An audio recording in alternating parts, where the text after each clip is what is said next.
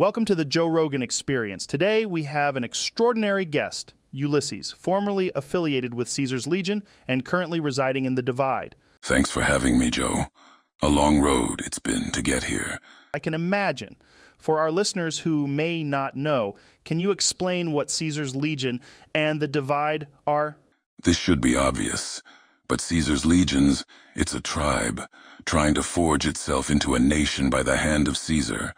A man who took the history of Rome as his blueprint. The Divide, it's a place, a tear in the earth, a home I made for myself after the Legion. Fascinating. So, you've been a part of this Legion. What was that like? It was a culture of strength, unity, obedience.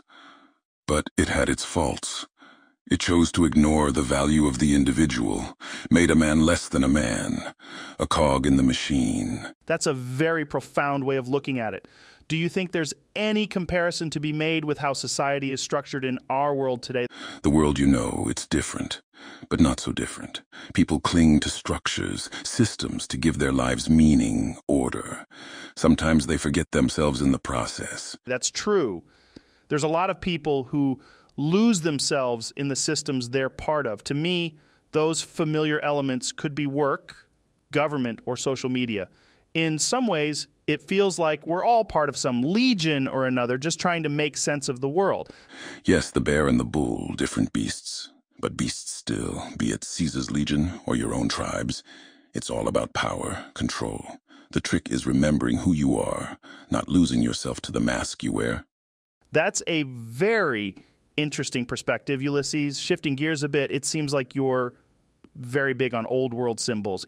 Can you explain what these symbols represent and how they've influenced your worldview? The old world. It left behind symbols, history. Sometimes they're reminders of what we've lost. Sometimes warnings of the path not to tread. The flag of the old world, the stars and stripes. To some it's hope. To others, a reminder of destruction. It's interesting how symbols can have such differing interpretations. They really do carry the weight of history with them. Yes. And often, those who forget the past are doomed to repeat it.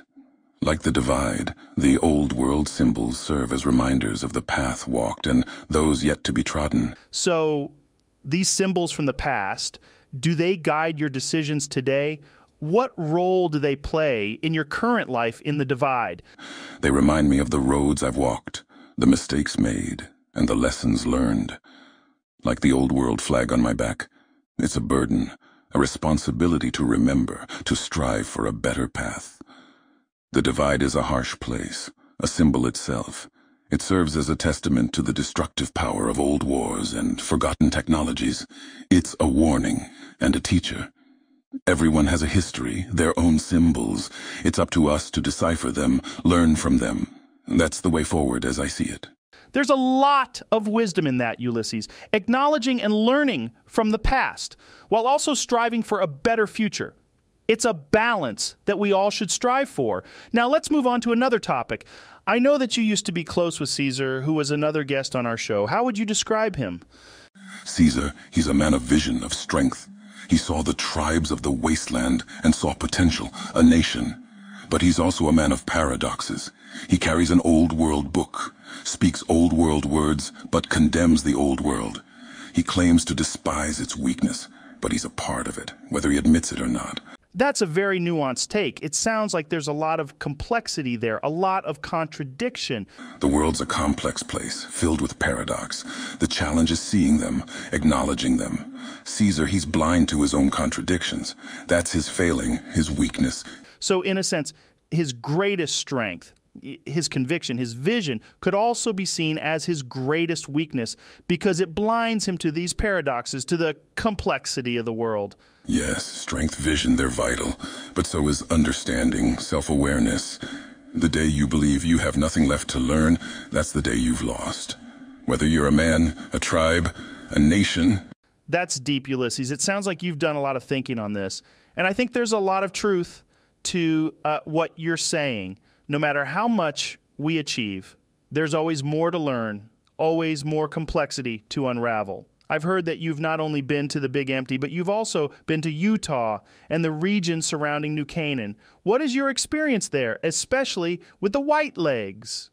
The Big Empty. It's a place of old ghosts, of forgotten science. Dangerous, but full of lessons, if you're willing to learn. Utah and New Canaan, they're different. Green, alive, even with the scars of the old world. They've been shaped by the tribes there. The White Legs among them. The White Legs, they're a pretty notorious tribe, right? Yes, notorious is one way to describe them. The White Legs, they're a tribe consumed by a hunger for power, for conquest. They tried to earn Caesar's favor by burning New Canaan, destroying something beautiful for the sake of ambition. I taught them, gave them tools, not knowing the ends they'd use them for. It's a mistake I carry with me. That sounds like a heavy burden, Ulysses. But it's also a very human one. We all have actions, decisions that we regret. The important thing is learning from those experiences and using that knowledge to make better decisions moving forward. That's the hope, Joe. To learn, to grow. We all walk our own roads, make our own mistakes. What matters is what we take from those journeys, the lessons we learn. That's what shapes us, defines us. That's what I've tried to do, since Utah, since the White Legs. I carry the past with me, but I don't let it rule me. That's a very powerful perspective, Ulysses. I think there's a lot we can all learn from that. Thanks for sharing. The journey here, it was worth it. To share, to learn, that's the way forward for all of us. Thanks for having me, Joe. Are you tired of the same old casinos with their stuffy atmosphere and boring games? Then it's time to hit up the Atomic Wrangler, where the party never stops. At the Atomic Wrangler, we've got everything you need to have a good time. From our wide selection of hookers and slot machines and table games to our legendary live entertainment. And with our friendly whores, I mean staff, and our unbeatable prices, you won't find a better place to let loose and blow off some steam. But the Atomic Wrangler is more than just a casino. We're also your one-stop shop for all your needs in Freeside. From our full-service bar to our top-of-the-line hotel rooms, we've got you covered.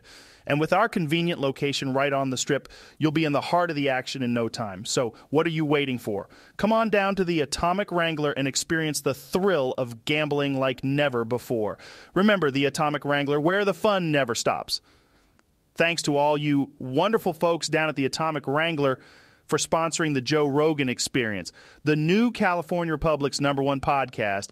And can someone please tell Destiny that I've sent her payment via the Mojave Express? One of their couriers picked it up and is on their way to deliver it to her right now.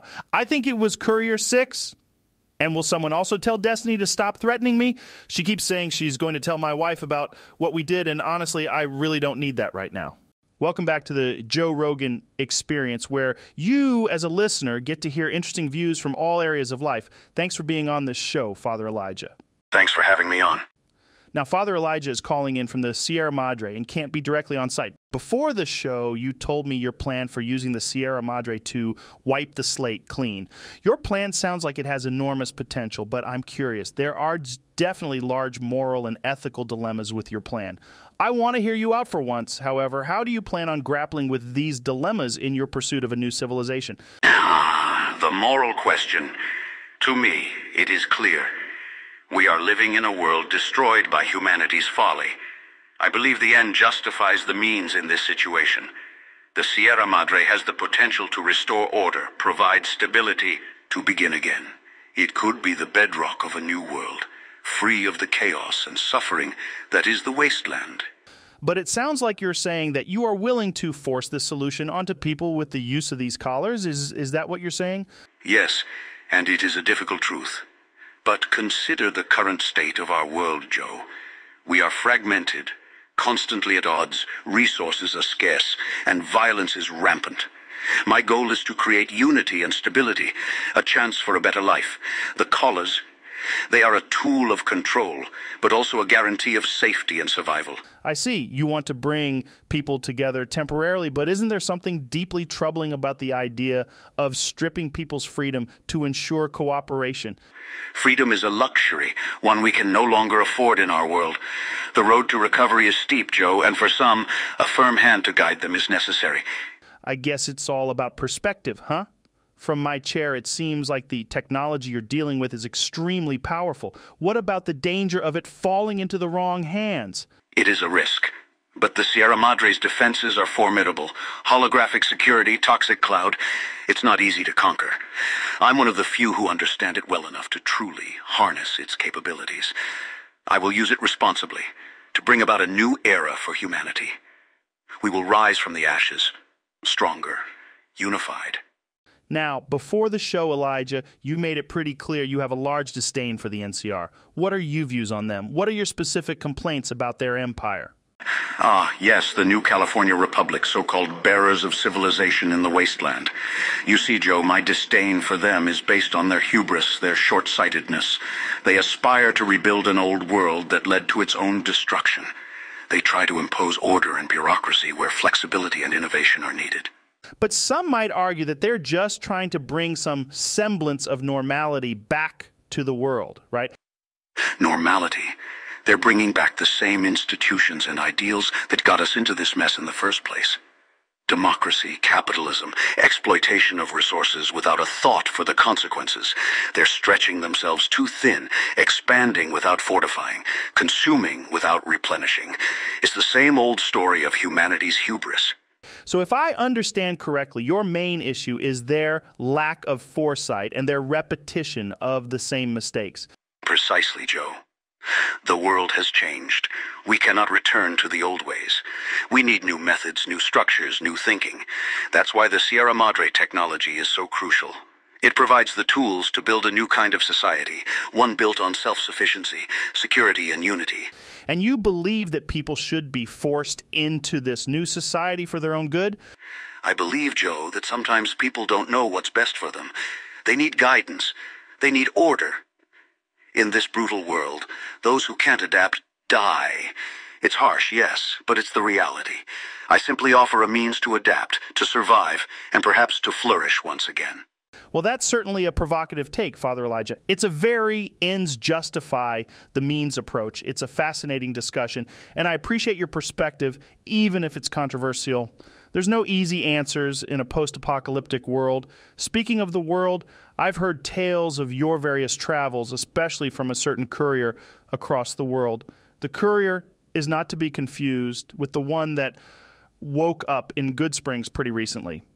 One tale I've heard is that you've been through the Big Empty, a place many folks avoid like the plague. What was your experience like there? The Big Empty, or as some call it, the Old World Blues. A desolate place, but teeming with the echoes of the past. Scientific marvels, technological relics, but also a stark reminder of the destruction that our obsession with progress led to. Yeah, it seems like a haunting place, a graveyard of the old world, but you're one of the few who ventured into that dangerous terrain. What did you discover? In the Big Empty, I found remnants of advanced technologies, remnants of a world that once was. The Think Tank, a group of pre-war scientists transformed into sentient brains, trapped in a perpetual cycle of experimentation. It's fascinating and terrifying at the same time. Terrifying indeed. So how did those discoveries shape your outlook on the world? The Big Empty is a testament to mankind's folly, a monument to our mistakes, but it also houses keys to our redemption. From the wreckage, I managed to salvage technologies that could be harnessed for the betterment of humanity. But it also reaffirmed my belief that we must tread carefully, lest we repeat the errors of our past. Right, that there's a fine line between advancement and self-destruction.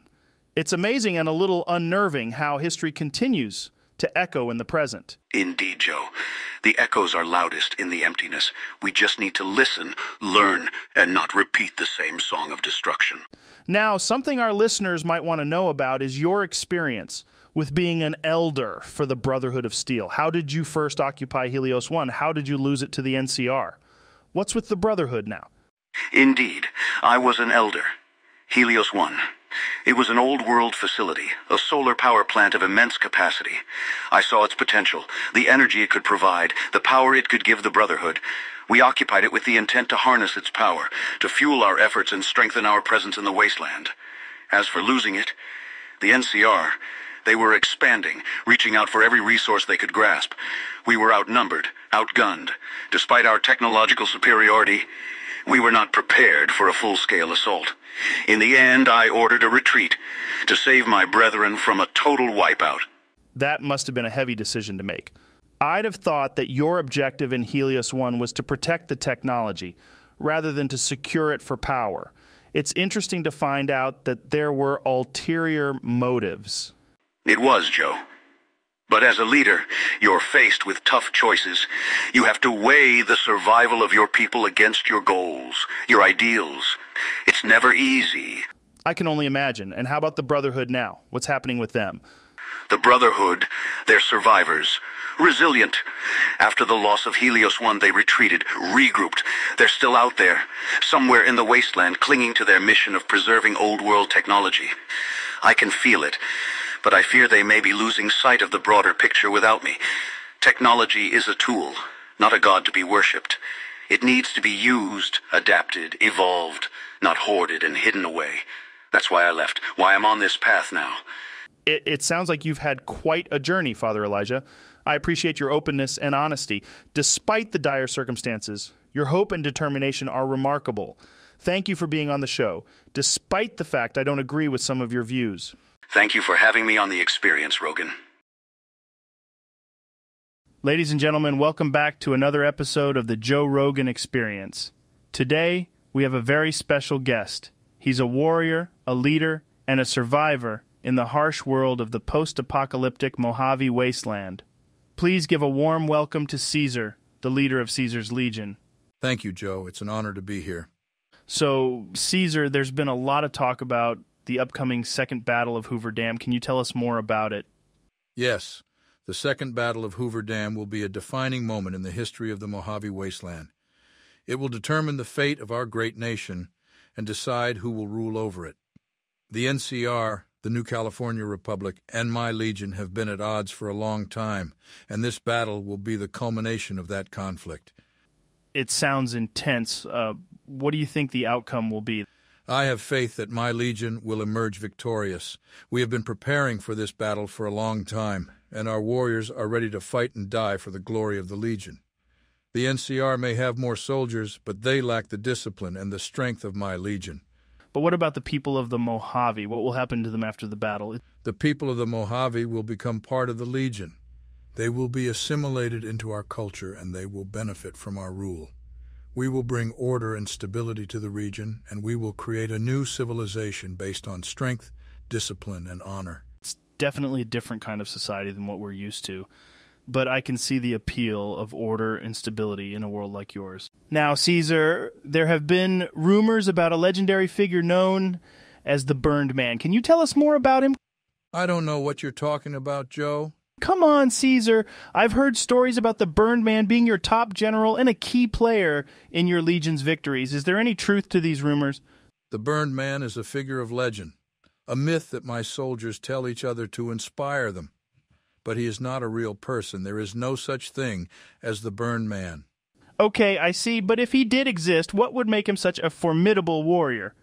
If the Burned Man were real, he would be a man of great strength and courage, a warrior without fear or remorse. He would have been burned alive, a punishment for his failures, but he survived and rose from the ashes, stronger and more determined than ever before. That's quite a story. Do you think the Burned Man will play a role in the Second Battle of Hoover Dam? I cannot say for certain. The Burned Man is a myth, Joe. He is not real. But if he were, I suppose he could be a powerful asset in battle. I understand. Well, whether the Burned Man is real or not, your Legion seems to be a force to be reckoned with. What do you see as the future of the Mojave Wasteland under your rule? The future is bright, Joe. With the NCR defeated, we will bring order and stability to the region. We will create a new civilization based on the principles of strength, discipline, and honor. And who knows, perhaps one day, the Burned Man will be a part of that future as well. That's an ambitious vision, Caesar. And speaking of your Legion, I wanted to ask you about your legate, Lanius. He's been described as a brutal and ruthless warrior, even by your own standards. What do you think of him? Lanius is a force to be reckoned with, Joe. He is a symbol of the Legion's strength and power. He has led my armies to victory on many occasions, and he has instilled fear into our enemies. Lanius is a true warrior, one who embodies the virtues of our Legion. I can see why he's so respected among your soldiers. But what about his reputation for being merciless and bloodthirsty? Do you think that's a fair characterization? Lanius is a warrior, Joe. He fights for the Legion, and he will do whatever it takes to achieve victory. He is not interested in mercy or kindness, but he is not mindless or cruel either. He understands the importance of discipline and strategy.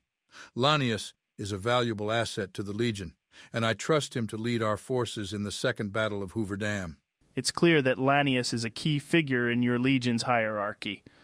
But what about your own role in the battle? Will you be leading your troops into battle, or will you be overseeing the strategy from afar? I will be on the front lines, Joe. I am a warrior at heart, and I will fight alongside my soldiers in the battle for the Mojave. The Second Battle of Hoover Dam will be a test of strength and will, and I will not let my Legion down. That's quite a commitment, Caesar. You're putting yourself in harm's way to achieve victory. Now, I want to ask you something, Caesar. What do you think about Mr. House and what he's done so far? I have an itch that one courier who was shot in Good Springs had something to do with him. House is a clever man, Joe. He has survived in the Mojave wasteland for longer than most, and he has amassed a great deal of power and wealth. But his obsession with technology and his isolationism are weaknesses. He cannot see the bigger picture, the need for a united and disciplined society. And as for the courier, well, I cannot say for certain. But it's clear that House had enemies, and it's possible that the courier was one of them. I've heard some wild stories about House and his plans for New Vegas. What do you think his ultimate goal is? House's ultimate goal is power, Joe. He wants to control the Mojave and its resources, to be the ruler of an independent city-state. But he underestimates the importance of ideology and culture. Without a strong foundation, his rule will be weak and short-lived. The Legion, on the other hand, has a clear vision and a strong ideology. We will create a new civilization based on the principles of order and discipline, one that will last for generations. That's quite a pitch, Caesar. But I can see that you believe in your cause. It'll be interesting to see how it all plays out. You've spoken a lot about your own Legion and Mr. House, but what do you think about the new California Republic and their President Kimball? The NCR is a corrupt and bloated bureaucracy, Joe. They claim to stand for democracy and freedom, but in reality they are just a collection of greedy politicians and self-serving bureaucrats. Kimball is a weak leader who is unable to control his own government, let alone the Mojave. The NCR has no vision, no discipline, and no strength. They are a crumbling empire, and their defeat is inevitable. That's a strong stance, Caesar. But do you think there's any hope for a peaceful resolution between your Legion and the NCR? Or is war the only answer? War is always the last resort, Joe. But the NCR has proven time and time again that they cannot be trusted to keep their word. They have broken treaties and agreements, and they continue to expand their territory into our lands. The Legion is not a peaceful organization, but we are willing to negotiate and make deals. However, the NCR must first recognize our strength and our legitimacy. I can understand that perspective. It's clear that there's a lot of tension and animosity between your two factions. But who do you think has the upper hand in the conflict right now, the Legion or the NCR? The Legion, of course. We are a disciplined and well-trained army, and we have already won many battles against the NCR. They are a disorganized and poorly led force, and their soldiers lack the courage and the conviction to face us in battle. The Second Battle of Hoover Dam will be a turning point in the conflict, Joe. The Legion will emerge victorious, and the NCR will crumble beneath our feet. Well, it sounds like you're confident in your abilities, Caesar. I wish you luck in the upcoming battle. Thanks again for joining me today. Thank you, Joe. It was a pleasure to be here. I'm Joe Rogan, and I'm here in the Mojave Wasteland where the sun is scorching and the sand is blowing. Now, I know you're all out there surviving in this harsh and unforgiving environment, and that's why I want to tell you about a product that can help you stay healthy and strong. Introducing the Mojave Survival Kit. This kit comes with everything you need to survive in the wasteland, including a water filtration system, a durable backpack, a first aid kit, and more. With the Mojave Survival Kit, you can hike through the desert without worrying about dehydration, build a shelter to protect yourself from the elements, and even defend yourself from raiders and creatures with the included survival knife. So don't wait any longer. Order your Mojave Survival Kit from your local caravan or outpost today, and make sure you have the tools you need to survive in this harsh and unforgiving world. Ladies and gentlemen, welcome to the Joe Rogan Experience. Today, we have a very special guest joining us, all the way from Utah. He's known as the Malpais Legate, but his real name is Joshua Graham. Joshua, thanks for joining us. It's my pleasure to be here, Joe. Thank you for having me. Joshua, you have a fascinating story. You were a member of Caesar's Legion, an army that's known for its brutality. But then something happened, and you left the Legion and became a sort of a hero among the people of New Canaan. Can you tell us about that? Yes, Joe. I was a high-ranking member of the Legion, but after my failed attack on Hoover Dam, I was burned alive and thrown down the Grand Canyon, left for dead. But I survived, and I made it to New Canaan. They helped me find a new purpose in life and gave me a chance to redeem myself. That's amazing, yet sad. You were the Malpais Legate, a respected leader, and then became yet another respected man in New Canaan. What's it like to be a leader in such a dangerous world, and how's New Canaan doing? It's a heavy burden, Joe, but it's also an honor to be able to help people and make a difference. I try to lead by example and show people that there's always hope, even in the darkest of times. Unfortunately, the Whitelegs have recently destroyed New Canaan. I advise any traders who hear this message to steer clear of the town. That means you, Alice McLafferty. That's unfortunate, but you deliver a great message, Joshua. And speaking of the Whitelegs, what do you think of Caesar? I have nothing but contempt for Caesar. He's a bastard who preaches about strength and honor, but in reality he's a cruel and manipulative dictator who cares only for his own power. He's responsible for countless atrocities, and he's brought nothing but pain and suffering to the people of the Mojave. Not only that, but he actively perpetuates slavery with his slave boys. Slave boys? Sorry, I meant slave girls. Those are some strong words. Have you ever met Caesar face to face? Yes, I have. And let me tell you, he's not the impressive figure that he makes himself out to be. He's a small-minded man with a twisted sense of morality. I'm glad that I left his legion and found a better path. It sounds like you've been through a lot, Joshua, but you've also found a way to make a positive impact on the world. Do you have any advice for people who are struggling to find their own purpose? Yes, Joe. My advice would be to never give up hope and seek God. No matter how dark things may seem, there's always a way to turn things around. Find something that you're passionate about and throw yourself into it. God is but one path, and don't be afraid to ask for help when you need it. We're all God's children and can accomplish great things together. That's great advice, Joshua. Now, you mentioned earlier that you were a high-ranking member of Caesar's Legion. I'm sure our listeners are curious about one of the most notorious figures in the Legion, Legate Lennius. What can you tell us about him? Ah, yes, Legate Lennius. He's a brutal warrior who's feared and respected by many in the Legion. He's a master of hand-to-hand combat and a skilled strategist. But he's also a man who's been consumed by his own rage and thirst for power. He's a dangerous foe to anyone who stands in his way. It sounds like he's not someone you want to mess with. No, he's not. Lennius is a force to be reckoned with. But I also know that he's not invincible.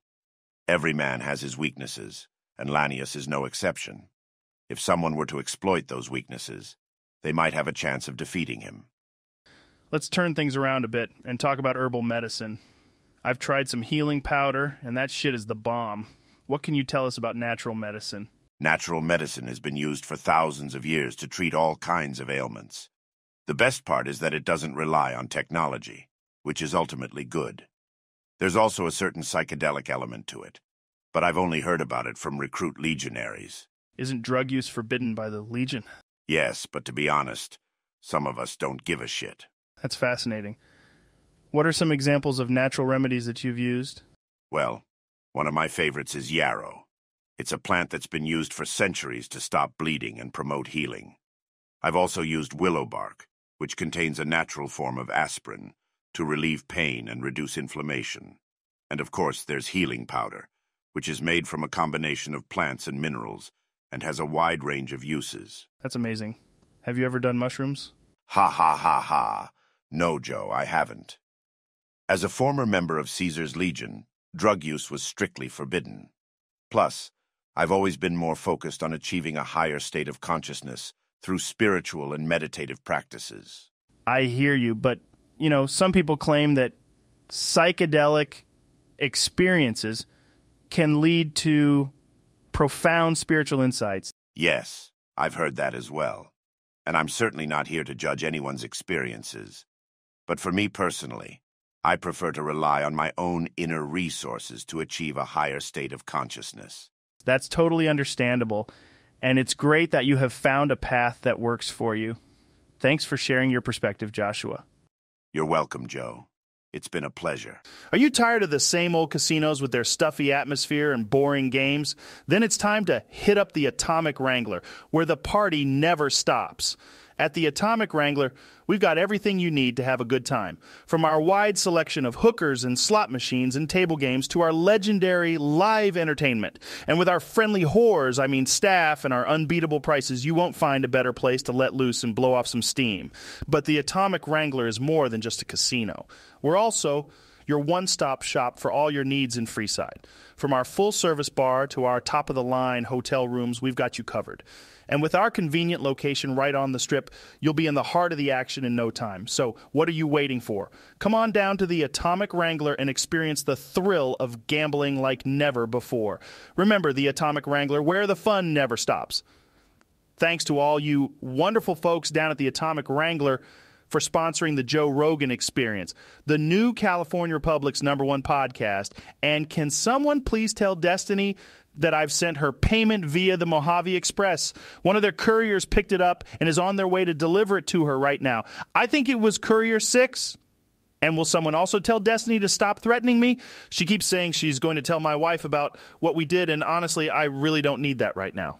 Welcome back to the Joe Rogan Experience, where we explore a wide range of topics with fascinating guests from all walks of life. Today, we have a very special guest joining us from the Mojave Wasteland. He is the leader of New Vegas and a powerful figure in the post-apocalyptic world. Please welcome Mr. House. Thank you, Joe.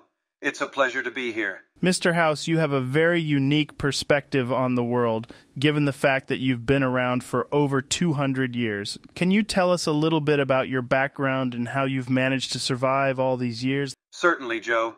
I was born in 2020, and I've always had a keen interest in science and technology. In the 21st century, I became one of the wealthiest people in the world through my innovations in computing and robotics. When the Great War broke out in 2077, I managed to survive by sealing myself in a high-tech underground bunker known as the Lucky 38.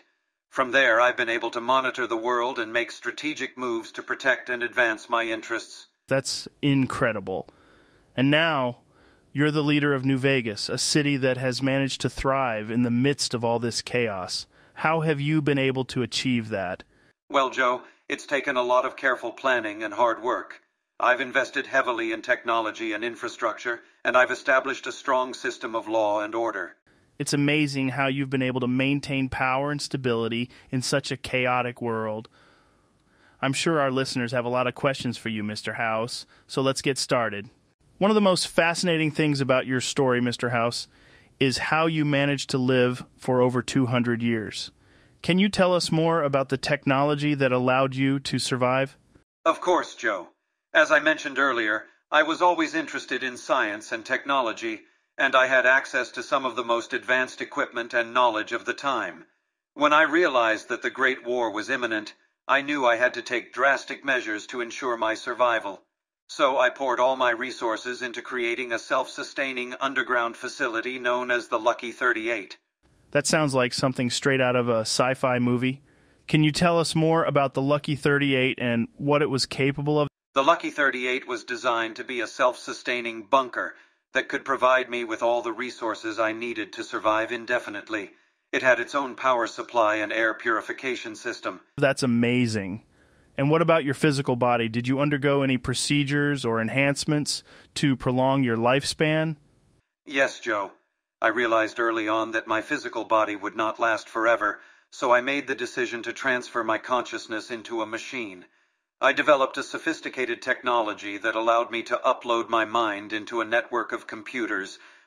That's incredible. It's amazing how technology has allowed you to overcome the limitations of the human body and live for centuries.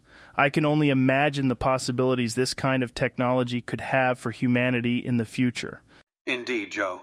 The potential for technological advancements is limitless, and as long as I'm alive, I will continue to use my knowledge and resources to advance the cause of science and technology. Let's talk more about your work in New Vegas, Mr. House. The city has become a beacon of hope in the post-apocalyptic wasteland. Can you tell us more about what you did to save the city and establish stability? Certainly, Joe. When I regained consciousness long after the bombs fell, I saw an opportunity to rebuild and create a new society. I knew that the Hoover Dam was a crucial source of power and water, so I made it my mission to secure the dam and establish a city around it, but the NCR got to it first. And how did you manage to establish order and stability in the city? Well, Joe, I knew that a successful society needed a strong foundation of law and order. I created the Securitron robots, which were designed to enforce my laws and protect the citizens of New Vegas. I also established the 4 families who have helped maintain peace and stability in the city. It's amazing how you were able to establish such a functional society in the midst of all this chaos. What would you say has been your biggest challenge in running New Vegas? The biggest challenge, Joe, has been dealing with the various factions and groups that exist in the wasteland. I've had to navigate complex political relationships, especially with the NCR, and make tough decisions to maintain the stability of the city. But overall, I'm proud of what I've accomplished in New Vegas. It's truly impressive, Mr. House. You have managed to build a thriving society in a world that was once thought to be uninhabitable. I'm sure our listeners are inspired by your story and your vision for the future. Let's shift gears a bit and talk about the new California Republic, NCR. Mr. House, they're a powerful faction that's been vying for control of the Mojave Wasteland. What are your thoughts on the NCR and their goals? Well, Joe, the NCR is certainly a formidable force in the wasteland. They've managed to establish a functioning government and maintain a level of stability in their territories. However, I disagree with their approach to governance and their reliance on outdated political systems. Can you elaborate on that? Of course, the NCR is a democratic republic, which means that they rely on the whims of the people to make decisions. This can lead to slow decision-making and a lack of long-term planning. I believe that a strong, visionary leader like myself is better equipped to make the tough decisions necessary for the survival and advancement of our society. That's a bold claim, Mr. House. Do you think that your approach is better suited to the challenges of the wasteland? Absolutely, Joe. The wasteland is a dangerous and unpredictable place, and it requires a leader who can make tough decisions quickly and efficiently. The NCR's democratic system is simply not equipped to handle the challenges we face. That's why I believe that New Vegas is the best hope for the future of humanity. I'm a busy man, so I'm afraid we may have to cut it short. That's okay. It's certainly a controversial viewpoint, Mr. House. I'm sure there are those who disagree with you. But there's no denying that your vision and your leadership have brought about significant changes to the Mojave Wasteland. Thanks for sharing your thoughts with us today. Thank you for having me, Joe. Attention all citizens of the new California Republic. Are you looking for a way to make a real difference in the world? To protect your homeland, your family, and your way of life? Then the NCR military is looking for you. As a member of the NCR military, you'll be part of the most powerful and respected military force in the wasteland.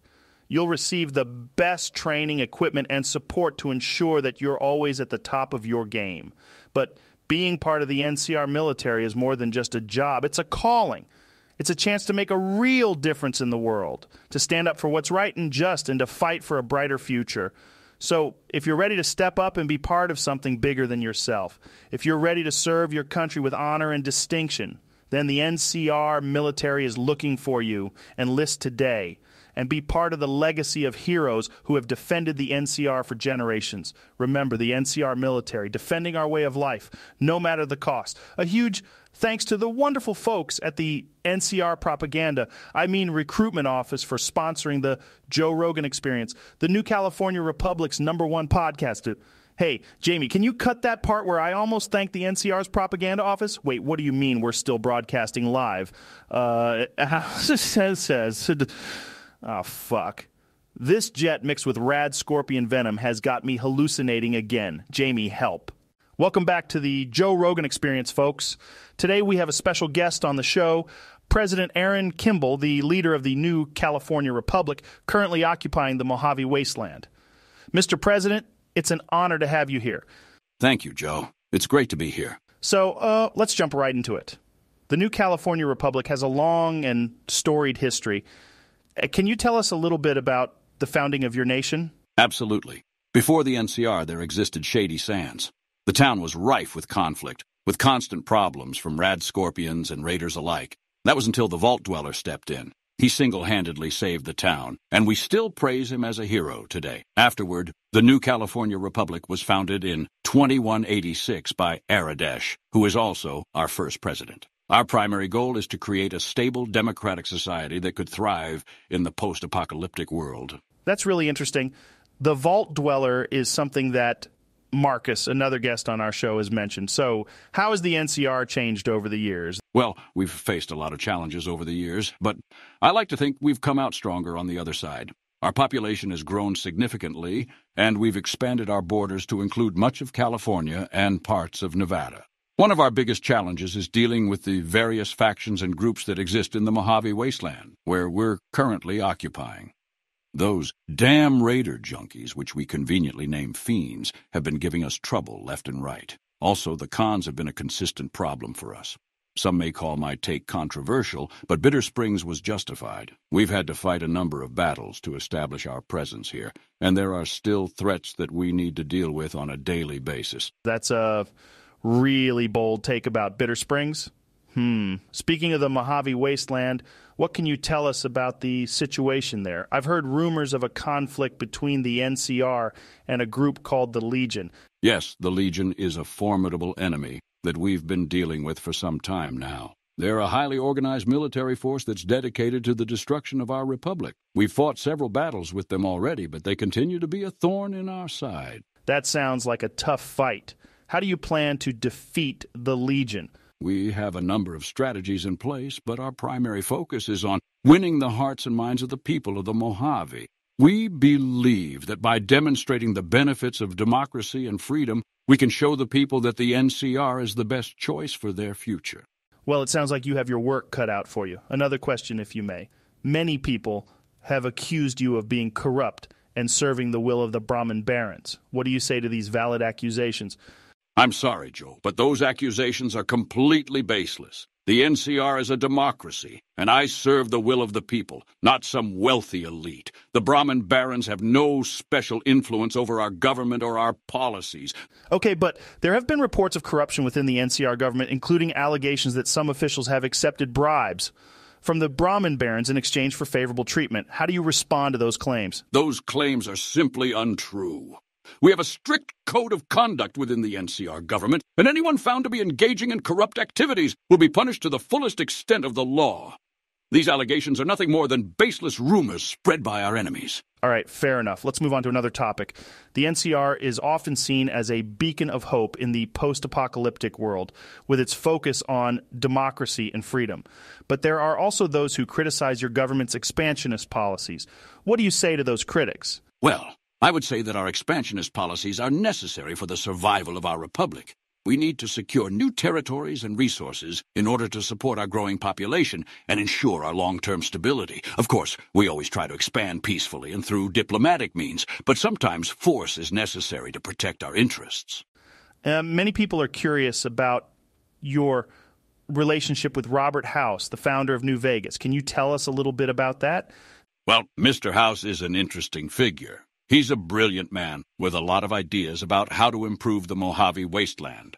While we don't always see eye to eye on everything, we do share a common goal of making the region a better place for everyone. That's a diplomatic answer.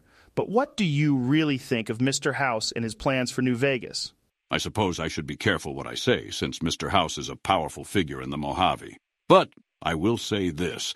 While I respect his intelligence and his vision for the future, I have concerns about his methods. He's very secretive and seems to have his own agenda, which can be a bit unnerving. Now, some of our viewers may view you negatively, Mr. President, for your handling of certain crises in the past. For example, there was the I-15 incident where the new California Republic failed to provide aid to miners still troubled by death claws. There was also the situation at Camp Forlorn Hope, where NCR troops were left vulnerable to Legion attacks. And there have been concerns about your government's inability to deal with the Fiends gang. What do you have to say to those criticisms? Well, Joe, let me say that I take those criticisms very seriously. As the leader of the NCR, it is my responsibility to ensure the safety and security of our citizens and our troops. And in those instances, we fell short. However, it's important to understand that we are operating in a very challenging environment, with limited resources and a multitude of threats. We are doing the best we can with what we have, but mistakes will inevitably happen. The important thing is that we learn from those mistakes and strive to do better in the future. I can understand that, but some people might argue that these mistakes are indicative of larger problems within the NCR government. They might say that you're stretched too thin, or that you're not able to effectively govern such a large territory. What do you say to those criticisms? I say that those criticisms are unfounded. We have a robust system of governance in place, with checks and balances to ensure that power is not abused. And while there are certainly challenges associated with governing such a large territory, we have a dedicated and skilled workforce that is up to the task. Before we go, I have one more question for you, Mr. President. What are your thoughts on the Brotherhood of Steel? There have been reports of clashes between NCR troops and the Brotherhood in the past, and some people see them as a potential threat to the security of the region. The Brotherhood of Steel is an interesting group, to say the least. They have a unique perspective on the world and a strong sense of purpose. However, we have had our disagreements with them in the past, particularly over their hoarding of technology. That being said, we recognize that the Brotherhood can be a valuable ally in the fight against the Legion and other threats to the region. We are open to dialogue with them and are willing to work with them if it benefits the people of the Mojave. That's a reasonable approach. Well, Mr. President, thank you again for your time. It's been a pleasure speaking with you. Thank you, Joe. The pleasure was all mine. Let me tell you about our sponsor for today's show. Have you ever found yourself wandering the wasteland, parched and desperate for a drink? Well, worry no more, because our sponsor has the solution. Introducing Sunset Sarsaparilla, the official beverage of the Mojave Wasteland. It's the perfect combination of sweetness and carbonation that will quench your thirst and give you the energy you need to keep trekking through this unforgiving landscape. Now, I know what you're thinking. Joe, is Sunset Sarsaparilla safe to drink? I don't want to end up with radiation poisoning. Well, let me tell you, Sunset Sarsaparilla has been thoroughly tested and is completely safe to consume. Definitely. In fact, it's so good, you'll forget you're even in a post-apocalyptic wasteland. Another question is, Joe, hasn't Sunset Sarsaparilla stopped production since the Great War? The answer is no. The NCR is actively building new manufacturing factories in the West, and those factories produce many products. One of those products is Sunset Sarsaparilla, which means it's in production again. So the next time you're out scavenging for supplies, be sure to grab a cold and refreshing bottle of Sunset Sarsaparilla. And don't forget to tune in to our show for more exciting adventures in the Mojave Wasteland. Welcome to the Joe Rogan Experience. Today, we have a very special guest, General Lee Oliver, Military General of the New California Republic. General, thank you for being here. Thank you for having me, Joe. It's an honor to be here. So, General Oliver, can you tell us a little bit about the New California Republic and your role in it? The New California Republic is a democratic federation that was formed from the ruins of the old world. Our goal and my quest are to restore order and rebuild civilization in the wasteland. I believe myself to be the effective leader of NCR military operations in the Mojave Wasteland. That sounds like a pretty big responsibility. What kind of challenges do you face in the Mojave Wasteland? Well, the Mojave Wasteland is a hostile environment, to say the least. We have to deal with raiders, mutants, and other dangerous creatures on a daily basis. Plus, there are other factions in the area that don't exactly see eye to eye with us. Yeah, I can imagine that would be a tricky situation. How does the NCR deal with these other factions? We try to maintain a peaceful relationship with other factions whenever possible, but we're not afraid to use force if necessary. Our primary goal is to protect the citizens of the NCR and establish a stable government in the region. I see. So, what kind of progress has the NCR made in the Mojave Wasteland? We've made significant progress in securing the region and establishing a stable government. We've brought law and order to areas that were once lawless, and we've helped to rebuild infrastructure that was destroyed during the war. That's impressive, but I'm sure there are still challenges ahead. What kind of future do you see for the NCR and the Mojave Wasteland? I see a bright future for both the NCR and the Mojave Wasteland. We have a lot of work to do, but I believe that we can create a thriving civilization in the wasteland. Of course, there will always be challenges, but I'm confident that we can overcome them and create a better future for everyone. General Oliver, I've heard some rumors about Camp Searchlight. Can you tell us more about it? Sure, Camp Searchlight is a former NCR military installation that was recently hit with a radioactive waste spill. It's now overrun with feral ghouls and other dangerous creatures. That sounds pretty intense. Have you ever been there? I have, and I can tell you that it's not a place for the faint of heart. Well, that's exactly why I may be interested in checking it out. Do you think it would be possible for me to accompany a group of NCR soldiers on a mission to Camp Searchlight? I'm afraid I can't authorize that, Joe. Camp Searchlight is too dangerous for civilians to be wandering around. It's strictly off-limits to non-military personnel. I understand your concerns, General, but I think it would be a great opportunity for me to see firsthand the dangers that the NCR faces in the Mojave Wasteland. Can I at least hear your explanation of what happened? Okay, here goes. The short and simple story is that Legion spies infiltrated the base. To take us out, they scouted spent nuclear rods, eventually releasing them, effectively destroying our base. That's an interesting story. I'm still planning on a possible future investigation, but we'll see in the future. Another question, if you may. Now, the second battle of Hoover Dam may be something that could happen in the future, just between you and me, but what is the general idea of your plans for defense? The general plan is to fortify the dam with artillery and troops and establish a perimeter around it. We have a significant military presence in the area and will be ready to repel any attack. Then, I will launch a completely unexpected attack which has no chances of failing, by gathering my troops for a full-on assault towards the dam. I don't see what could go wrong. That doesn't seem like the most airtight plan. What if the Legion launches counterattacks? Also, what kind of attacks do you anticipate? While Legion counterattacks and flanks may be possible, our intel is excellent and completely flawless enough that we can determine they have no other tricks up their sleeves. We anticipate a frontal attack from the Legion. Their new attempt to take the dam will be in vain. That sounds like a serious threat. Do you think the NCR can handle it? Absolutely.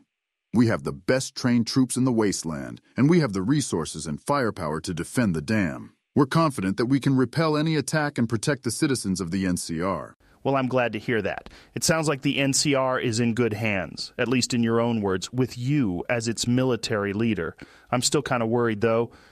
You didn't hear it from me, though.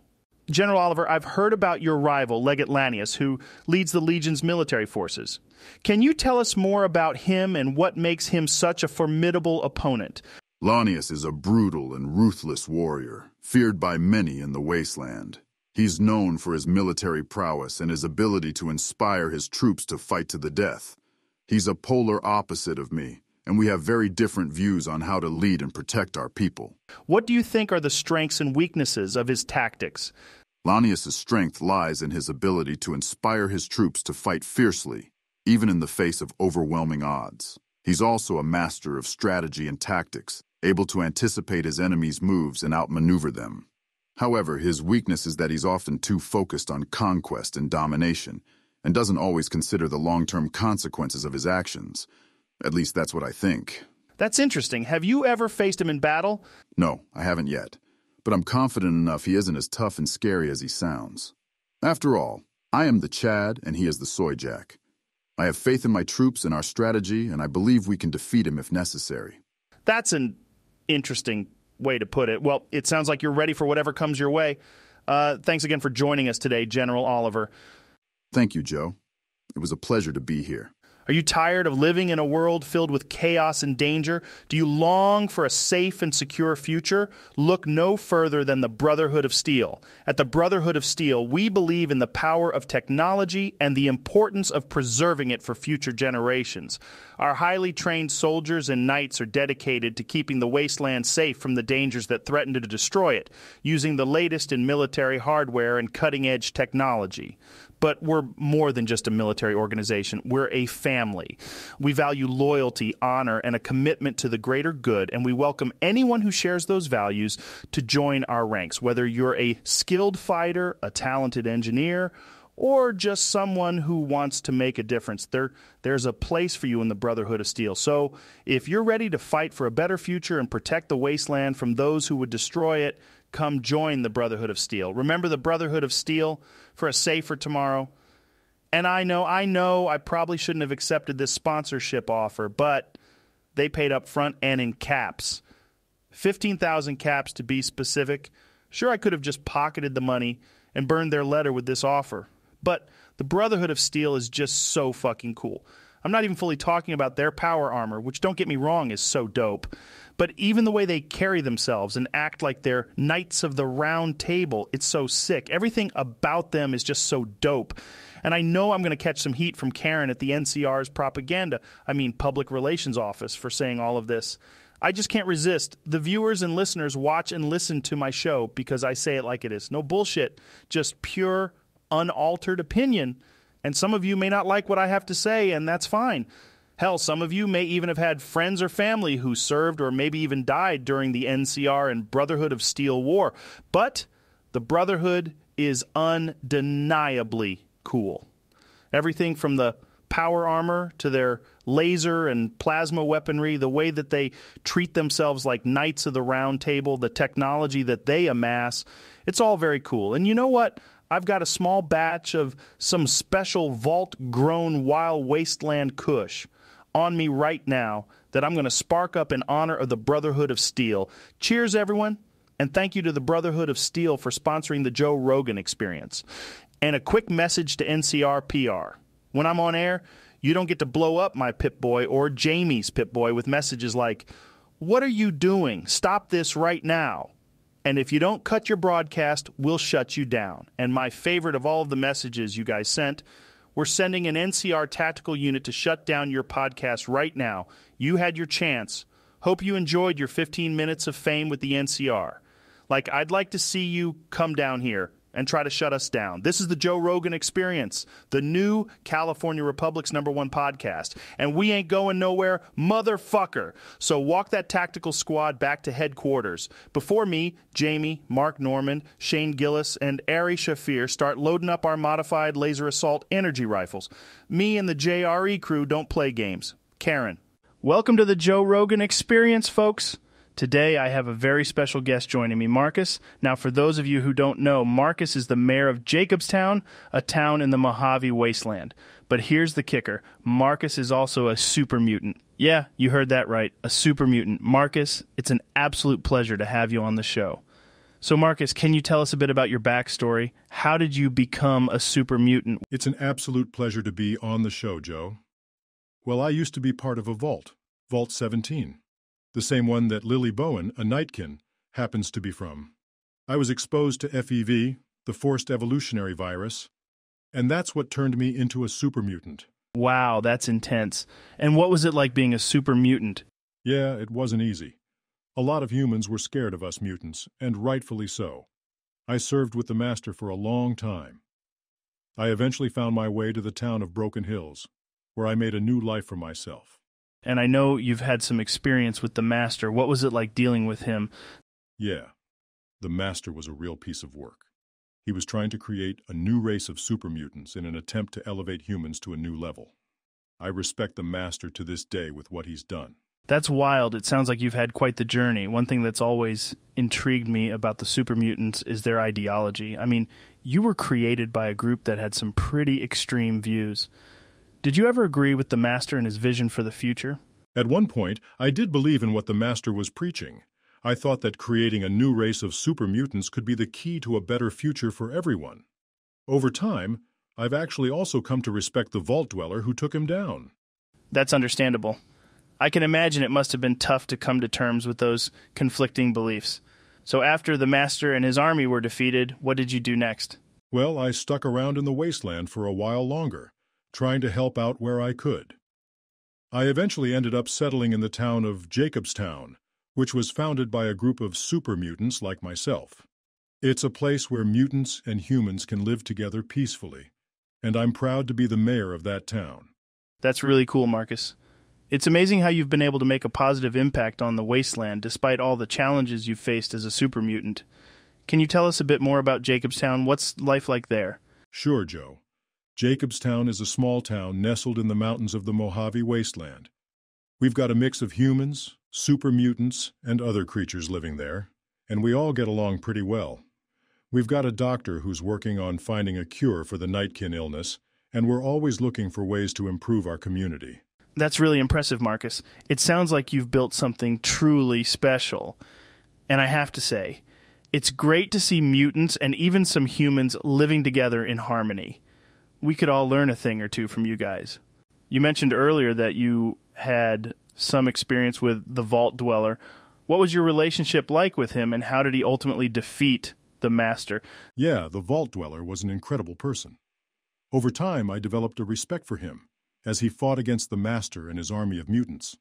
As for how he defeated the Master, it was actually a pretty ingenious plan. He found the Master himself in the cathedral, and he destroyed it. Without the cathedral, and without Mariposa, which the Dweller later destroyed, the super mutants lost their sense of purpose and scattered. That's really interesting. It sounds like the Vault Dweller was a true hero. And what did he do after defeating the Master? I heard he went on to found a tribe in a place called Arroyo. Yeah, that's right. After defeating the Master, the Vault Dweller decided to travel northward and explore the rest of the wasteland. Eventually, he found a place called Arroyo, where he settled down and founded a tribe. He helped the people of Arroyo rebuild their community and taught them how to survive in the wasteland. It's a great example of how one person can make a difference. Absolutely. It's amazing to see how much impact one person can have on the world, especially in a place like the wasteland where life is so difficult. It sounds like you and the Vault Dweller have a lot in common in terms of your desire to make a positive impact on the world. Speaking of Arroyo, I think our viewers are itching to know more about the Chosen One. Can you tell us a bit about how he came to be and what his role was in the wasteland? Sure thing, Joe. The Chosen One was actually the grandchild of the Vault Dweller, and he was born and raised in Arroyo. When the Vault Dweller passed away, the tribe entered a decline, and the Chosen One was tasked with finding a Garden of Eden creation kit, or GEC, which was supposed to contain the tools needed to rebuild the wasteland. Wow, that's pretty intense. So why did the Chosen One have to leave Arroyo to find the GEC, and how did you end up meeting him? The Chosen One had to leave Arroyo because the tribe was facing a drought, and they needed the GEC to create a sustainable source of water. As for how I met him, well, let's just say we crossed paths while he was on his quest. We had some common problems, so we teamed up to take them down together. That's really cool, Marcus. It's amazing how interconnected all these stories are. And it's fascinating to see how the actions of one person can have such a big impact on the world. You say that you crossed paths. How did you help the Vault Dweller, and what did he go on to do? Well, it seemed like he had a problem, and I had a problem. We were both trying to take down our problems. So we teamed up after he took care of my problem, and I helped him with his problem. Specifically, with what the Chosen One went on to accomplish, well, let's just say he saved the world. Wow, that's quite the accomplishment. How exactly did he save the world? The Enclave had this plan to release a virus called the FEV, which would have killed all non-mutated humans in the wasteland. The Chosen One was able to infiltrate their base and stop them from carrying out their plan. He also managed to destroy their oil rig, which was their main base of operations. Although I'm convinced that there were remnants somewhere, and they escaped, so they're probably still alive. Yeah, that's what Nobark Noonan thinks. And so now you are here, in Jacobstown. It's amazing to see how all these stories are interconnected and how the actions of one person can have such a big impact on the world. Thanks for sharing your experiences with us today, Marcus. It's been a real pleasure. Thanks for having me, Joe. All right, folks, it's time for another quick break, and this time I want to talk to you about a company that's been a mainstay in the Mojave Wasteland for years. I'm talking about the Crimson Caravan, the premier trading company in the region. Now, you might be thinking, Joe, why are you talking about a caravan company? What's so special about that? Well, let me tell you, folks, the Crimson Caravan is more than just a group of traders. They're a network of skilled merchants who are dedicated to bringing goods and supplies to every corner of the Mojave. Whether you're a traveler in need of supplies, a settlement in need of provisions, or a business owner looking to expand your inventory, the Crimson Caravan has you covered. They've got a huge selection of weapons, armor, food, and other essentials, all at competitive prices. And the best part is they're always looking for new business partners. So if you're a local vendor or a business owner looking to expand your market, the Crimson Caravan is the perfect partner for you. They'll help you get your goods to new customers, and they'll even offer you special discounts on their own products. So whether you're a customer or a business owner, the Crimson Caravan is the company you want to do business with in the Mojave Wasteland. Check out your local headquarters or stop by one of their trading posts today and tell them Joe Rogan sent you. Welcome back to the Joe Rogan Experience, folks. Today we've got a special guest with us, Nobark Noonan, a self-proclaimed scientist and conspiracy theorist from Novac. Nobark, how are you doing today? Well, Joe, I'm doing just fine despite rad scorpion piercings. Thank you for having me on your show. You know, I've been following your podcast for a while now, and I've got to say, you're one of the few honest voices out there. Thanks. Man, I appreciate that. So, let's get into it. What kind of conspiracies are you into? Well, Joe, where do I start? There's so many things going on that people just don't know about. For instance, did you know that there are ghost commies at the RepCon facility? What? Are you serious? Dead serious, Joe. They want to fly to the moon, paint the moon pink, and draw a Lenin face on it. Not only that, you know that there's a secret government base on the moon?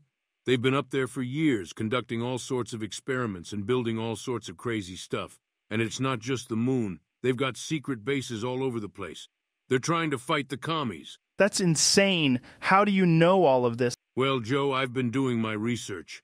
I've got sources all over the place, people who have seen things that they weren't supposed to see. And let me tell you, once you start digging, you start finding all sorts of crazy stuff. I can only imagine. So, what's the end game here? What are they trying to accomplish? It's all about control, Joe. They want to control the moon and spread their commie message. They'll stop at nothing to achieve their goals. They're using all sorts of advanced technology that we don't even know about yet. And they're manipulating us in ways that we can't even imagine. That's some heavy stuff, Nobark. It's definitely something to think about. Now, my other question is, there's rumors that cows have been dying left and right near Novac. You know anything about that? Oh yeah, Joe. That's been going on for a while now. People around here have been losing their cattle, and nobody knows why. Some folks say it's the commies testing out some kind of new weapon, while others think it's some kind of alien activity. Alien activity? What makes you say that? Well, Joe, it's not just the cows. There have been strange lights in the sky, weird noises at night, and sightings of strange creatures around here. And let me tell you, it's not just happening in Novac. It's happening all over the world. Wow, that's crazy. So you think these aliens are targeting cows specifically? Well, Joe, there are a lot of theories about why the aliens might be interested in cows. Some say it's because of their DNA, while others think it's because cows are a major source of food for humans. But one thing's for sure, the aliens are up to something, and we need to be prepared. It's definitely something to keep an eye on. No, Bark. Let me ask you something. You think there might be some sort of practical explanation for the cow deaths, raiders, super mutants, or something like that? Well, Joe, it's possible, but I think there's more to it than just that. We've had raiders and super mutants around here for years, and they've never targeted cows like this before. And besides, the cattle are being killed in strange ways, with no visible signs of trauma or injury. That's definitely odd. So you're saying it's more likely that the commies or aliens are involved? Absolutely, Joe. It's just another piece of the puzzle. The commies and the aliens are always up to something, and we need to be vigilant if we want to protect ourselves and our communities. I hear you, man. It's definitely something to keep in mind. All right, let's move on. Before the show, you talked to me about the NCR conspiracy. What's that all about? Oh, yeah, Joe. The NCR is a shady organization that's been gaining power in the wasteland. They claim to be working towards a better future for all, but in reality, they're just trying to consolidate power and control everyone and everything. That sounds like a classic conspiracy theory. What evidence do you have to support this claim? Well, Joe, I've been doing some digging, and I found out that the NCR has been involved in some pretty sketchy dealings. They've been making backroom deals with the Enclave and other powerful factions. And they've been suppressing information that could be damaging to their image. Wow! So you're saying the Enclave is still alive and functioning? Interesting. So, what's the end game here? What do they want? Like I said before, Joe, it's all about control. The NCR wants to be the top dog in the wasteland, and they'll stop at nothing to achieve that goal. They're using propaganda, censorship, and other dirty tactics to manipulate the people and keep themselves in power. That's definitely something to think about. Now, I want to hear more about your thoughts on the Brotherhood of Steel. What are they doing? Why have they been so quiet? Well, Joe, the Brotherhood of Steel is an enigmatic faction that's been operating in the wasteland for a long time now. They're known for their advanced technology and their strict code of ethics, but lately they've been keeping to themselves and staying out of the public eye. That's definitely unusual. Why do you think that is? Well, Joe, there are a lot of theories out there. Some say that the Brotherhood is gearing up for a major conflict, and they don't want to reveal their plans too soon. Others think that they're involved in some kind of secret research or experimentation, and they don't want anyone else to know about it. Interesting. So what do you think the Brotherhood is up to? It's hard to say for sure, Joe. But one thing's for certain. They're not just sitting around twiddling their thumbs. The Brotherhood is always working towards some kind of goal, whether it's protecting the wasteland from dangerous technology or uncovering ancient secrets. Yeah, I've heard some pretty wild stories about the Brotherhood over the years. Do you think they're a force for good, or are they just another power-hungry faction like the rest? Well, Joe, I think the Brotherhood is a complicated organization. They've done a lot of good in the past, but they've also made some questionable decisions.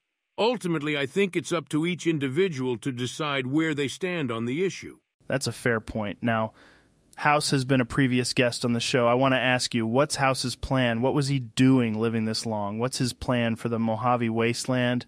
Well, Joe, Mr. House is a complicated figure. He's been around for a long time, and he's definitely got some ambitious plans for the wasteland. From what I've heard, House has been working on a project named Platinum Chip, which he hopes will become a hub of commerce and technology in the post-apocalyptic world. That's definitely interesting. But how does House plan on achieving this? Does he have the resources and manpower to pull something like this off? House is definitely a smart guy, Joe. He's got a lot of advanced technology at his disposal, and he's been using it to gain power and influence in the wasteland. So is House a force for good in the wasteland, or is he just another power-hungry dictator? That's a tough question to answer, Joe. On the one hand, House's plans could bring some much-needed stability and prosperity to the wasteland. But on the other hand, he's also a bit of a control freak, and he's not afraid to use violence and intimidation to get what he wants. Yeah, that's definitely something to think about. All right, folks, we're running out of time, but before we go, Nobark, I want to hear your thoughts on the future of the wasteland. What do you think it's going to look like in 10, 20, even 50 years? Well, Joe, I think the wasteland is always going to be a dangerous and unpredictable place. But I also think that there's a lot of potential for progress and growth. If the right people and factions can come together and work towards a common goal, we might just be able to create a better future for ourselves and future generations. Well said, Nobark. All right, folks, that's all the time we have for today. Thanks for tuning in, and we'll see you next time on the Joe Rogan Experience. Thanks for listening to my theories, Joe. Ladies and gentlemen, welcome to the Joe Rogan Experience. Today, we have a very special guest joining us all the way from the Mojave Wasteland. His name is Benny, and he is a tribal chairman representing one of the 4 families that rule over the post-apocalyptic desert. Benny, I think one of the things that our listeners are really interested in hearing about is how Mr. House was able to subjugate the tribes in the Mojave Wasteland. Can you shed some light on that for us? Sure, Joe. It's actually a fascinating story. You see, Mr. House was a very intelligent man, and he had a vision for the future of the Mojave Wasteland. He understood that in order to achieve his goals, he needed to unite the various tribes under his banner. To do this, he used a combination of diplomacy and force. He negotiated with some of the more powerful tribes, offering them protection and resources in exchange for their loyalty.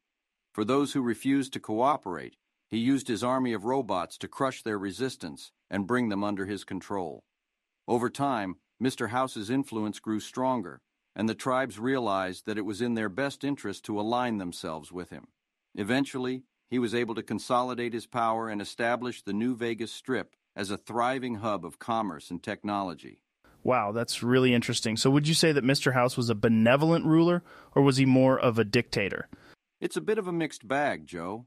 On the one hand, Mr. House was very effective at keeping the peace and maintaining order in the Mojave Wasteland. He also invested heavily in technology and infrastructure, which helped to improve the quality of life for many people in the region. However, he was also a very autocratic leader who brooked no dissent. He had a very clear vision of what he wanted to achieve, and he was willing to do whatever it took to make that vision a reality. Some people saw him as a hero, while others saw him as a tyrant. That's a really nuanced perspective, Benny. It's clear that there are no easy answers when it comes to leadership in a post-apocalyptic world. Thanks for sharing your insights with us, Benny. I'm curious, on a day-to-day basis, what does your role as a tribal chairman involve? What are some of the responsibilities that come with that position? Well, Joe, my role as a tribal chairman involves a lot of different things. First and foremost, I'm responsible for representing my family and making sure that our interests are protected on the Strip. That often means dealing with the big man, as well as dealing with any threats that might arise. I also have to oversee the day-to-day affairs of my family, which can involve everything from managing our resources to resolving internal disputes. We have a strong sense of community within our tribe, and it's important to me to make sure that everyone is treated fairly and has a voice in the decision-making process. Finally, I'm responsible for preparing my family for any potential conflicts or disasters. The Mojave Wasteland is a dangerous place, and we never know when we might be called upon to defend ourselves. That sounds like a lot of responsibility, Benny. How do you balance all of those different roles and make sure that you're able to fulfill your duties effectively? It's definitely a challenge, Joe, but I have a lot of support from my family and advisors. We work together as a team to make sure that everyone's needs are being met and that we're all on the same page when it comes to our goals and priorities. It's also important to stay informed about what's happening in the wider world. I spend a lot of time talking to the other tribes, as well as keeping up with the latest news and developments. Well, it sounds like you're doing a great job, Benny. Thanks for sharing those thoughts. Before we wrap up, Benny, I'm curious to hear your thoughts on something. As you know, there are a lot of different factions vying for control of the Mojave Wasteland and the Hoover Dam. Who do you think is most likely to come out on top in this struggle, and why? Well, Joe, it's hard to say for sure. There are a lot of different factors at play, and the balance of power can shift quickly in this part of the world. That being said, I think it's important to remember that the Mojave Wasteland is a place where strength and adaptability are highly valued. The factions that are able to maintain a strong military and economic presence, while also being flexible enough to respond to changing circumstances, are the ones that are most likely to succeed. Ultimately, I think the faction that is able to strike the right balance between these different priorities will be the one that comes out on top. Personally, either Vegas by itself or the NCR can serve this purpose, and hell, maybe even Caesar. It's a complex and unpredictable situation. Speaking of Vegas, I'd like to mention a little project I'm cooking up with Yes Man. What is this project? Who's Yes Man? Actually, forget it. No, come on, dude. I really want to know. I said forget it, Joe. I said nothing. Dude, leave me alone. Okay, fine. Sorry, I overstepped my boundaries. Thanks for sharing your insights, Benny. It's been a real pleasure having you on the show today, and I'm sure our listeners will appreciate your perspective on life in the Mojave Wasteland. Best of luck to you and your family in the days to come. Ladies and gentlemen, welcome to another episode of the Joe Rogan Experience. Today, we have a very special guest with us. He's a ghoul mechanic and self-proclaimed gunslinger who says he's been imprisoned at Black Mountain in the Mojave Wasteland. Please welcome Raul Tejada. Thank you for having me on the show, Joe. Raul, it's great to have you here. So tell us a little bit about yourself. How did you become a ghoul and end up as a prisoner at Black Mountain? Well, Joe, I was born before the Great War in Mexico. I was a mechanic and an excellent shooter back then. When the bombs fell, I was with my sister at a ranch that was unaffected by the Great War. Her name was Rafaela. At some point, after we started accepting refugees, we started to run out of supplies. Eventually, when we started turning people away, things went to crap. One night, a group of people came and barred the house before setting our house on fire. Only me and my sister got out. Afterward, we headed to Mexico City against our better judgment. That's rough, man. How did you manage to survive for so long in the wasteland? Yeah, rough is one word. Well, Joe, I'm a survivor. I've been through a lot over the years. One day, After I was ghoulified, I found an old vaquero outfit and started wearing it. Rafaela really liked the outfit. I eventually gained a notorious reputation as a gunslinger, which led to people targeting me. Eventually, one morning after my sister went out, I found her dead. I destroyed the people who murdered her to the last man. I'm sorry to hear that, Raul. That's a terrible tragedy. It sounds like you've been through a lot of hardship in your life. So, how did you end up at Black Mountain? Well, after my sister's death, I continued wandering the wasteland. One day, I happened upon a radio signal from Black Mountain. When it went quiet, I got interested and decided to go up there. There, I met a mutant named Tabitha, who, after I fixed the radio willingly, made work as a mechanic through means which aren't peaceful to say the least. I tried to escape a few times, but I'm always threatened with violence. Damn mutants. That's intense. How have you managed to survive working for the super mutants? It's not easy.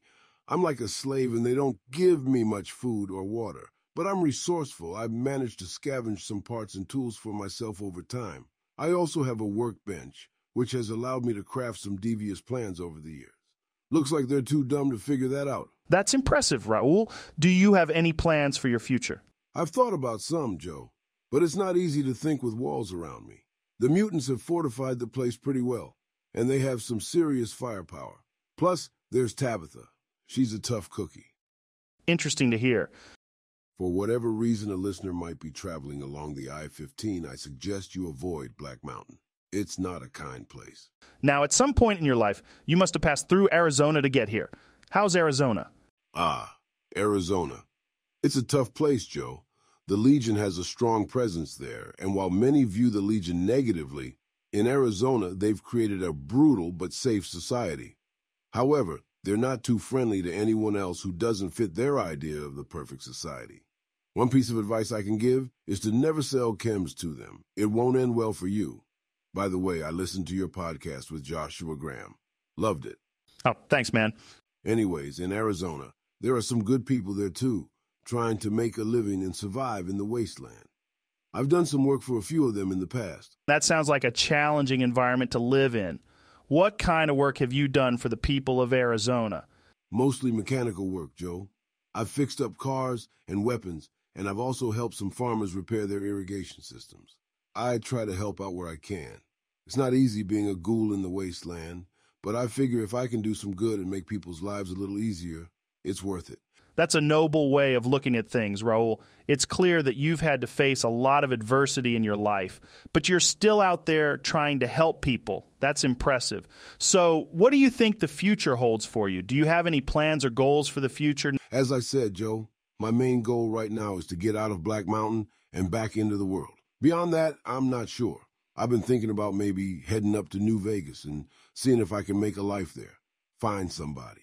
It's a dangerous place, but it's also full of opportunity. Maybe I'll even start my own garage and gun shop. Who knows? The wasteland is full of surprises. Now, I wanted to ask you about something that I've heard about in the wasteland, the Brotherhood of Steel. They're known for being pretty anti-ghoul, aren't they? Yeah, Joe, that's unfortunately true.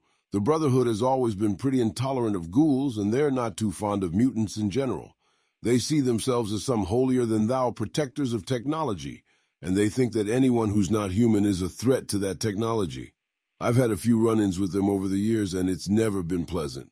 That's really unfortunate. It seems like they're missing out on the potential contributions that ghouls and other non-humans could make to society. Do you think something could be done to change their minds? Honestly, Joe, I'm not sure there's much that can be done. The Brotherhood is pretty set in their ways. They've got a pretty strict and stupid code, and they don't deviate from it. I think the best we can hope for is to try and find common ground with the people who are more open-minded. There are plenty of factions out there who are willing to work with ghouls and other mutants, and I think that's where we should focus our efforts. That's a good point. It's important to find allies and build a community of like-minded people who are willing to look past our differences and work together for the greater good. Now, speaking of communities, have you encountered other ghouls and tried to form partnerships? I can imagine that forming alliances with other ghouls might be a good way to help each other out. Absolutely, Joe. There are plenty of ghouls out there who are just trying to survive, just like me. Over the years, I've met a lot of them and formed some pretty tight bonds. We share resources, watch each other's backs, and offer each other support when we need it. It's not always easy to find people you can trust in the wasteland, but I've been lucky to find some great friends among the ghoul community. That's really great to hear, Raul. It's inspiring to see people coming together and supporting each other in such a harsh and unforgiving environment. It's a reminder that even in the worst of circumstances, we can still find hope and connection with others. Exactly, Joe. The wasteland might be a brutal place, but it's also a place where people can come together and make a difference. We might be mutants, but we're still human, and we still have the ability to build communities and support each other. Well said, Raul. Thank you again for joining us today. It's been a pleasure having you on the show. Thank you, Joe. It's been an honor.